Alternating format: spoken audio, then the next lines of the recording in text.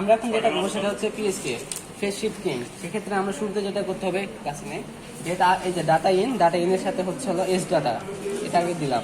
তারপরে যেটা করবো সেটা হচ্ছে এনার্জেট আউটের সাথে আমরা দিব হচ্ছে হলো C1 C1, এই যে C1 কাছে নেই। তারপরে হচ্ছে হলো SIN 1 এর সাথে SN1 এর সাথে IN1, আর হচ্ছে SIN2 এর সাথে IN2। IN2। এই যে কানেকশন মোটামুটি শেষ। তারপরে হচ্ছে মোড আউট থেকে আমরা অসিলোস্কোপে আউটপুটটা দেখবো। এই যে মোড আউট, এই যে মোড আউটটা, এই যে অসিলোস্কোপে পজিটিভটা ওখানে নিলাম আর নেগেটিভটা আমরা গ্রাউন্ডে দিলাম। এই যে গ্রাউন্ড দিলাম। এই তো শেষ কানেকশন।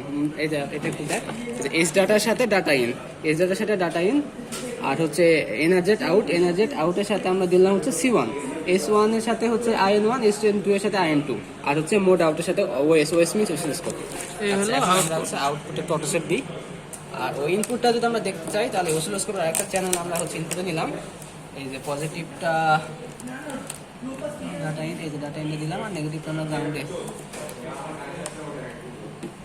এই যে ফাইনাল আউটপুট।